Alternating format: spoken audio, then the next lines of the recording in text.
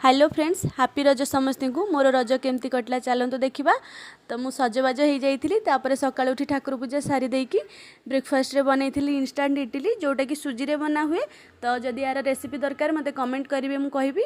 तापर आमर आज लंच रे बारबिक्यू नेशन नॉनवेज प्लाटरटा आसला जेहेतु मुझे सकाଳେ काम करी कि एटा रज तो से आमर ऑर्डर हो जाता।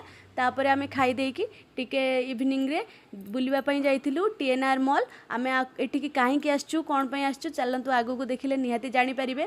तो एठी हमर ओडिया फिल्म पड़ीची आमे आसचु देखिया पई पूर्वर भी फिल्म देखिया पई जाइची पीवीआर मॉल। सेठी भी बढ़िया बढ़िया फिल्म पड़े ओडिया फिल्म एठी पड़े किंतु एतिकी प्रोब्लेम आर होर्डिंग गोटे कोठी मिलिबनी जोठी कि आमे फोटो उठेबा। आउ गोटे प्रोब्लेम एटा नाइट रे पड़े जदि आमे दूर रे रहउथिबा मॉल ठारो तो आमे आसी परिबानी।